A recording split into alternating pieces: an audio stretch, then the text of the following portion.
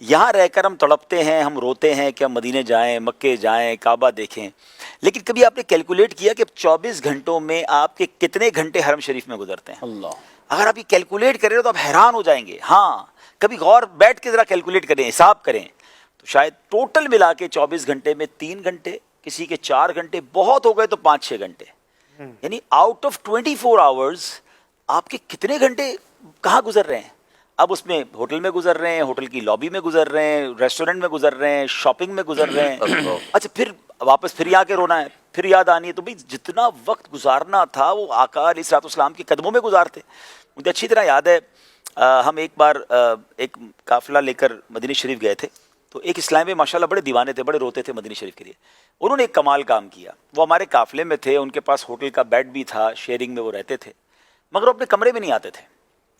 تو میں نے کہا یہ کہاں ہے, یہ روم میں کیوں نہیں آتے؟ تو کہتے حرم سے آتے ہی نہیں ہیں. میں نے کہا آپ کدھر رہتے ہو بھائی؟ تو کہتے ہیں میں نے ہوٹل میں کیوں رہنا ہے, کمرے میں تو میں ساری زندگی سوتا ہوں, میں نے مسجد نبی شریف میں ہی رہنا ہے. حالانکہ وہ رمضان نہیں تھا, کوئی اعتکاف نہیں تھا, وہ ادھر ہی رہتے تھے, بس وہ کپڑے چینج کرنے آ گئے, تھوڑی دیر کچھ کھانے پینے آ گئے, پھر حرم شریف چلے گئے. تو واقعی وصول کیا انہوں نے. اگر ادب کے ساتھ کوئی وہاں پڑا رہے, پڑے ہی رہنے سے کام ہو. اچھا اب یہاں ایک اور بڑا پرابلم پتہ ہے کیا اشفاق بھائی, میں نے بہت غور کیا, زیادہ دیر مسجدین کریمین میں ہم کیوں نہیں بیٹھ پاتے, یا ہمارے لوگ کیوں نہیں بیٹھ پاتے؟ اس کی ایک بڑی وجہ ہے. اس کی وجہ یہ ہے کہ انفارچونیٹلی ہمیں انفرادی عبادت کی عادت ختم ہو گئی ہے. اللہ, ہمیں اجتماعی عبادت کی عادت ہے. آپ ہمیں اجتماع میں بٹھا دیں 2 گھنٹے, نعت خوانی میں بٹھا لیں, کہیں دوستوں میں بیٹھ کے بٹھا دیں, ہیں ہم کسی جگہ بیٹھ کر سب کے ساتھ تو کچھ عبادت کر بھی لیتے ہیں, صحیح ہیں ہم صلاۃ و تسبیح پڑھ لیں گے, ہم تراویح کی نماز بھی پڑھ رہے ہیں. ہم اکیلے بیٹھ کر 1 گھنٹہ کبھی اپنے پاکستان میں عبادت کی ہے؟ 1 گھنٹہ بیٹھ کر تلاوت کی ہو, تسبیح پڑھی ہو, کوئی فکر آخرت کی ہو. اور حرمین طیبین میں انڈیویجول عبادت کرنی ہوتی ہے. اب ظہر پڑھ لی آپ نے, عصر تک بیٹھنا ہے, عصر پڑھ لی مغرب تک بیٹھنا ہے, مغرب پڑھ لی عشاء سے فجر تک کا ٹائم ہے. آدھے پونے گھنٹے کے بعد جو ہے نا موبائل نکلتا ہے, جاتے بڑی توجہ کے ساتھ ہیں کہ میں نے جناب اتنے قرآن پڑھ لینے ہیں, تو اتنی تسبیح پڑھ لینی ہے, تو میں نے تو اٹھنا ہی نہیں ہے.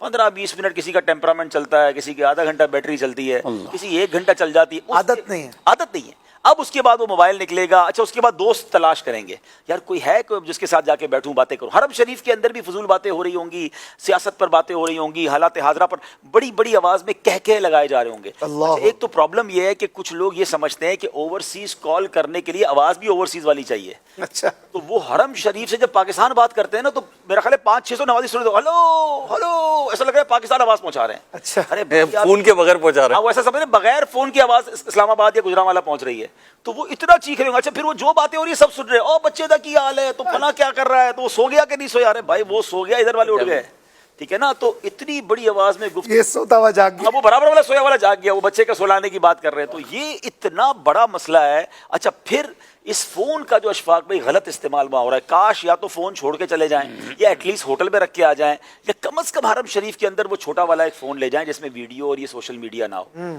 اب ایک عجیب تماشا پتہ ہے کیا ہے, لوگ اب یا تو پتہ نہیں ان کا دماغ نہیں چلتا یا کیا ہے, وہ لائیو اپنے گھر والوں کو منظر دکھانا چاہ رہے ہیں. اچھا یہ بھی نہیں پتا لوگوں کو کہ دونوں طرف کی ویڈیو کھولنا ضروری نہیں ہے. جی آپ نے اگر کعبہ شریف کے سامنے ویڈیو کسی کو دکھانی ہے تو آپ اپنے گھر والوں کو تو کہیں اپنا کیمرہ بند کریں, تو وہ کعبہ شریف تو گھر والے دیکھ رہے ہیں, آپ کے گھر والوں کو سارے لوگ دیکھ رہے ہیں.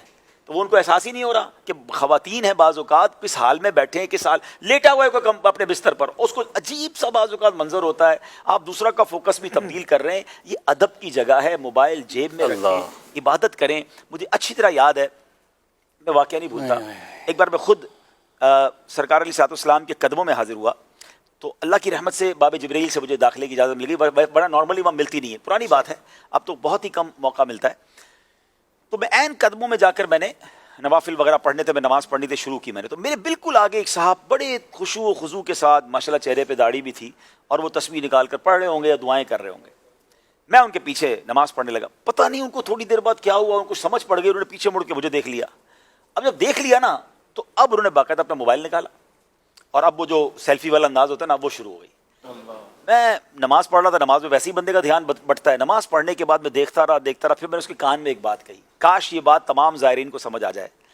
میں نے اس کے کان میں ایک بات کہی کہ ایک بات بتائیں, بادشاہ کے دربار میں آ کر کسی غلام پر توجہ دینا کیسا ہے؟ آپ بیٹھے کہاں ہیں؟